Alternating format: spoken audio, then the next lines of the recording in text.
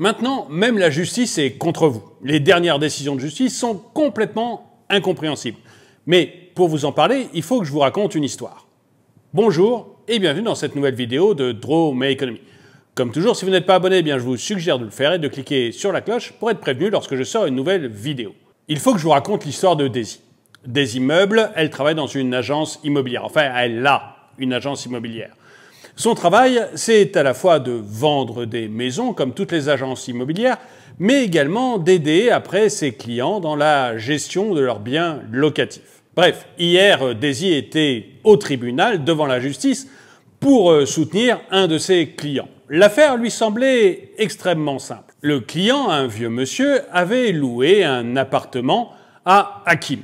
Hakim Féchier avait payé son appartement pendant quelques mois, 6 mois, et puis brutalement, il avait arrêté de payer.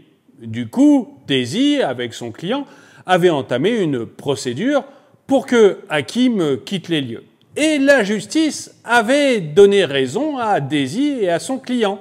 Hakim devait quitter les lieux puisqu'il ne payait pas son loyer. Seulement voilà, au bout de 2 ans, Hakim n'était pas parti. Impossible pour Daisy de faire respecter la décision de justice. Rien à faire. Il ne voulait pas partir, les forces de l'ordre ne voulaient pas intervenir, et donc, avec son client, Daisy était obligée de voir Hakim profiter gratuitement des lieux. Seulement voilà, la maison était un peu vieille. Et Hakim, en se penchant un jour à une fenêtre, est tombé. En fait, le garde-corps était défectueux et il n'a pas résisté au poids de Hakim. Bref, Hakim est tombé. On pourrait dire que l'affaire s'arrête là. Et Hakim Féchier est tout à fait du genre à vite trouver une solution de gagner de l'argent facilement. Il a donc poursuivi Daisy et son client devant les tribunaux parce que celui-ci n'avait pas entretenu suffisamment le garde-corps.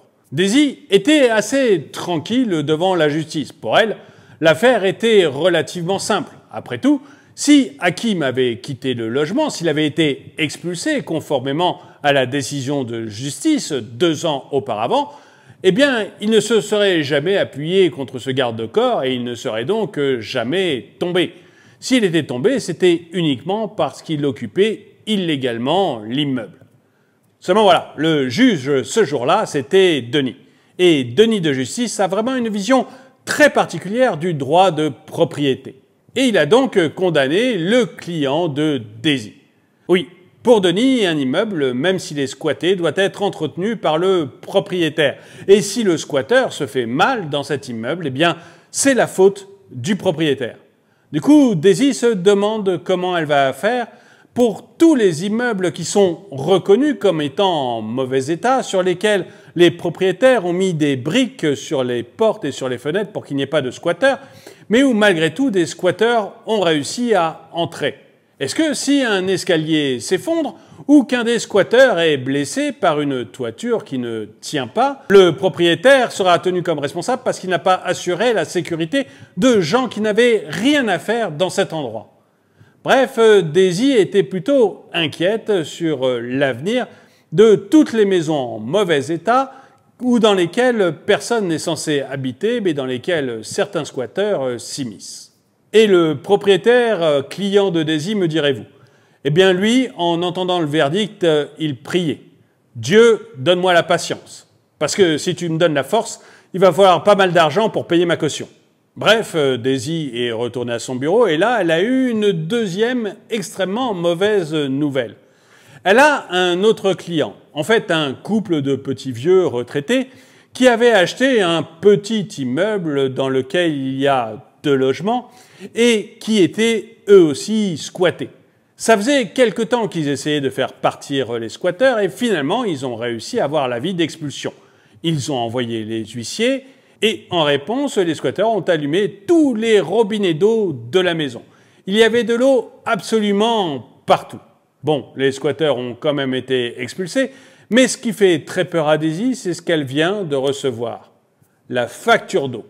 Les propriétaires, les 2 personnes âgées, à la retraite depuis maintenant longtemps, qui avaient acheté ces appartements comme un complément de revenu, se retrouvent avec une facture d'eau de plus de 100 000 € à payer. Alors Daisy a tout de suite appelé la compagnie d'eau, leur a dit que les propriétaires n'avaient rien à voir là-dedans, que d'ailleurs ils avaient déjà prévenu la compagnie d'eau que c'était des squatteurs, donc des gens non autorisés qui étaient dans cet appartement depuis presque 2 ans.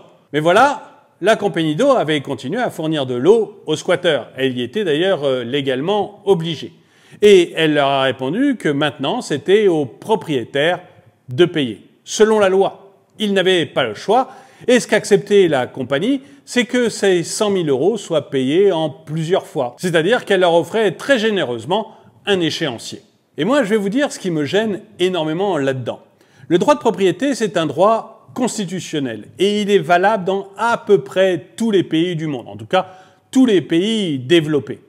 Pourquoi il est valable? Parce que c'est le seul moyen d'avoir une véritable croissance économique. Et ce droit de propriété, on voit que petit à petit, par des lois imbéciles ou par des jugements pour le moins étranges, eh ben, il est grignoté.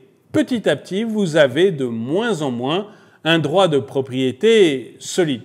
Et aujourd'hui, si vous achetez un appartement ou une maison, eh bien, finalement, vous n'avez qu'un bout de cette propriété. J'aurais pu vous parler également, par exemple, de ce couple de retraités qui vit dans une caravane en face de sa maison parce que sa maison est actuellement squattée. Donc vous n'avez plus qu'un bout de propriété parce que grâce aux lois ou grâce à quelques jugements comme le jugement de Denis de Justice, eh bien le squatteur finit par avoir quasiment les mêmes droits que vous. Et c'est même à se demander pourquoi aujourd'hui on irait payer un loyer. Et si ça m'affecte autant alors que je ne suis pas propriétaire, c'est que le droit de propriété, c'est la base de la démocratie d'un côté et de l'économie de l'autre. Et j'aimerais bien savoir ce que vous en pensez. Est-ce que vous avez l'impression, comme moi, que la justice et nos élus, petit à petit, sont en train de grignoter notre droit de propriété? Ou est-ce que vous avez l'impression que c'est normal d'avoir cette mansuétude vis-à-vis des squatteurs? Dites-le moi dans les commentaires. Et le dicton du jour. La justice, c'est comme la Sainte Vierge. Si elle n'apparaît pas de temps en temps, le doute s'installe. Merci d'avoir regardé cette vidéo, mettez-lui un pouce vers le haut, commentez-la, partagez-la. Merci à tous ceux qui soutiennent la chaîne et je vous dis à très bientôt.